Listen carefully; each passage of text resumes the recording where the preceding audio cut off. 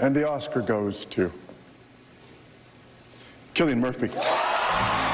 Hollywood ama histórias de dedicação, mas às vezes o esforço é tão monitorado, tão calculado, tão forçado, que a atuação deixa de ser arte e vira uma campanha desesperada para o Oscar. Hoje vamos ver alguns atores que fizeram de tudo para impressionar a academia e dominar a temporada de premiações, mas que mesmo assim saíram de mãos vazias. Começando com Maestro, de Bradley Cooper. Bradley Cooper não é um ator qualquer. Ele já foi indicado ao Oscar mais de 10 vezes como melhor ator coadjuvante, como produtor, como roteirista e até como diretor. Mas, curiosamente, ele nunca venceu nada. E é aí que começa o problema, porque ao longo dos anos, a busca de Bradley pelo Oscar começou a deixar de parecer ser só pelo reconhecimento e passou a parecer um desespero por validação. And the Oscar goes to Jared Leto. Com Nasce uma Estrela, parecia que Bradley Cooper tinha finalmente encontrado o caminho certo. Ele não parecia alguém pedindo validação. Afinal, dirigiu o projeto com sensibilidade, atuou sem exagero e deixou espaço para que a própria história fosse o centro do filme. Mas ao invés de seguir por esse caminho mais orgânico e esperar por reconhecimento no cinema, Bradley resolveu entrar no modo desespero. E assim nasceu Maestro, um filme em preto e branco sobre um gênio da música clássica e com cara de "pelo amor de Deus, me dá esse Oscar". May sound harsh, but truly, with the way that this goober has been operating himself with regards to trying to sell his new movie to every awards academy out there, he doesn't deserve any awards recognition. And let me tell you why, because first of all, if you were to watch this movie, you can tell that this is Oscar bait. Maestro não parecia um filme, parecia um projeto extremamente forçado, com uma pitada de narcisismo, feito por alguém que a qualquer custo está tentando ser levado a sério. Bradley não foi apenas o protagonista, ele dirigiu, produziu, coescreveu, usou próteses, e enquanto os outros atores deixavam o trabalho falar por si, ele falava, e falava muito. Falava sobre o quanto sofreu, o quanto se dedicou e o quanto esse filme exigiu de sua vida. Algo que até seria tolerável, mas que se tornou uma forçação de barra tão grande que fez com que todo mundo pegasse bode. There's no chairs on sets. I've always hated chairs, and I feel like your energy dips the minute you sit down in the chair. So Apple Box is a very nice way to sit. So if ever I either go to the DIT tent, I either go to the DIT tent, or but often. Hold on. So me and you do films, we no video.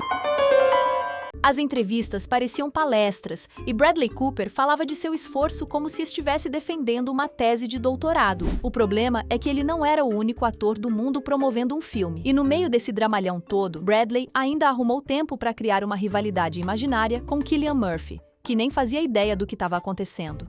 Cillian Murphy here says that he was cast as Oppenheimer immediately and out of the blue from a quick phone call with Christopher Nolan and then only had 6 months to prepare for the role. He came to Ireland to give me the script in September 21, I think it was, and then we didn't shoot till the end of February 22, so it was 6 months. Then Cooper, on his interview tour, proceeds to slap his cheeks and gas himself up over his 6-year process of making this movie and also throw shade at Cillian Murphy for his 6-month prep.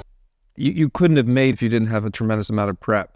There's just no way. This wasn't like you got a call and then you're going to do it. Like this had to have taken years. Ele não se preparou por apenas 6 meses como Cillian Murphy. Ele deixou muito claro que se preparou por 6 anos e que se preparar para um papel em 6 meses era praticamente impossível. Só que apesar de Bradley apelar para indiretas e explicar seu processo criativo em forma de TED Talk, foi Cillian Murphy que acabou ganhando o Oscar. And the Oscar goes to Cillian Murphy.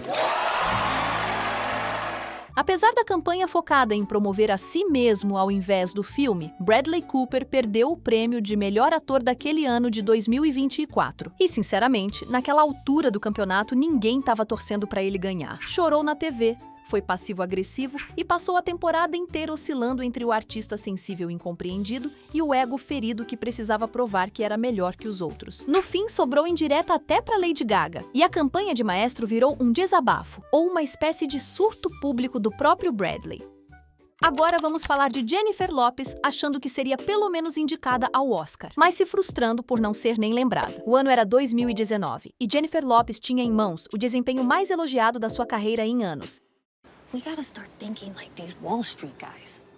Depois de décadas sendo vista mais como um fenômeno popular do que como uma atriz de prestígio, Hustlers parecia finalmente mudar essa narrativa. A crítica comprou a história. Os elogios para o desempenho de Jennifer vieram como nunca antes. E a cantora, de maneira pública, começou a alimentar esperanças de ser indicada ao Oscar daquele ano.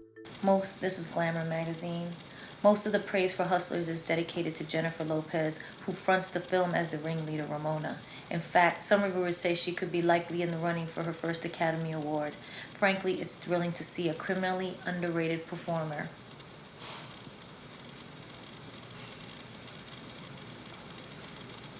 A crítica começou a falar dela como uma revelação tardia, uma boa surpresa com uma performance de redenção artística. Além disso, ela começou a ganhar prêmios menores. Recebeu indicações em associações de críticos, prêmios regionais, eventos da indústria, tudo foi se encaminhando para um cenário que a iludiu. Jennifer Lopez is poised to land her first Oscar nomination for Hustler.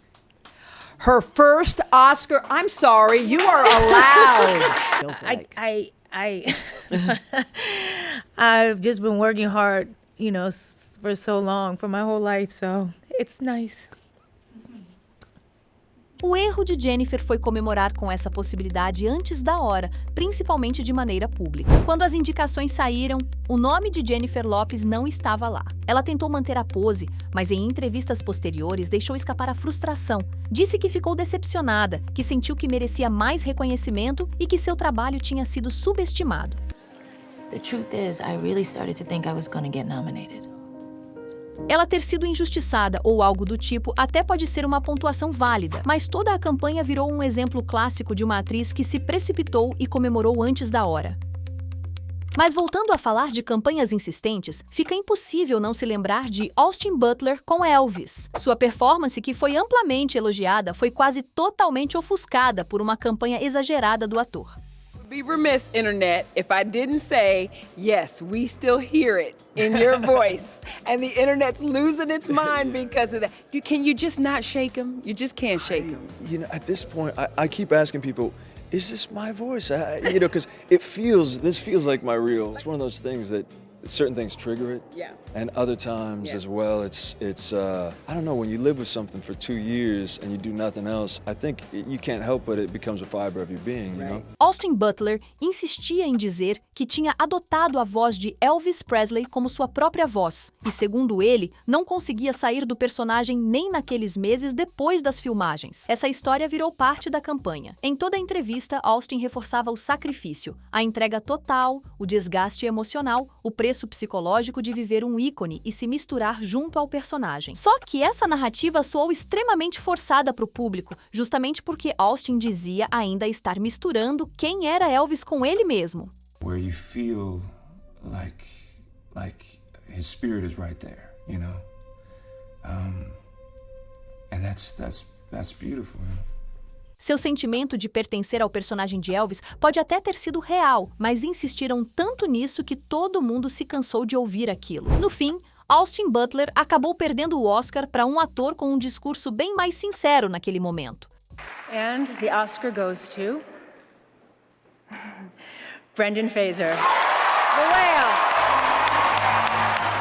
Para fechar, vamos relembrar o caso que deu totalmente errado da atriz espanhola Carla Sofia Gascon. Carla Sofia Gascon não era apenas uma atriz em campanha. Ela era uma narrativa inteira que parecia ir muito bem. Com Emília Pérez, Carla se tornou a primeira mulher trans da história a protagonizar um filme premiado em Cannes. Ela tinha uma personagem forte concorrendo, e a indústria havia comprado o filme. A narrativa era simples. Carla simplesmente merecia estar no Oscar. Só que ao invés de agarrar a postura de merecedora, a atriz começou a adotar um tom competitivo e a alimentar a rivalidade com suas colegas que concorriam na mesma categoria.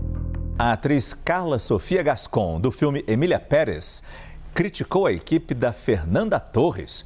A atriz espanhola disse em entrevista ao jornal Folha de São Paulo que a equipe da atriz brasileira teria falado mal dela e do filme Emília Pérez. Vamos ver exatamente o que disse Carla Sofia. Abre aspas. Em nenhum momento me verá falando mal da Fernanda Torres ou do filme, mas, por outro lado, há pessoas que trabalham com Fernanda Torres que falam mal de mim e de Emília Pérez. Isso fala mais deles e de seu filme, fecha aspas. Só que essas declarações repercutiram muito e começou a ser questionado se a atriz espanhola teria violado as regras do Oscar. O Estatuto da Academia proíbe campanha difamatória contra os concorrentes. Depois de ser indicada à categoria de melhor atriz no Oscar, Carla entrou numa fase mal vista por conta da rivalidade que fomentou. Para piorar tudo, tweets antigos foram ressuscitados. De repente, a imagem positiva da atriz se desfez em questão de dias graças a essas polêmicas. Sua campanha foi manchada por escândalos e a estatueta virou apenas mais um sonho interrompido. And the Oscar goes to Mikey Madison.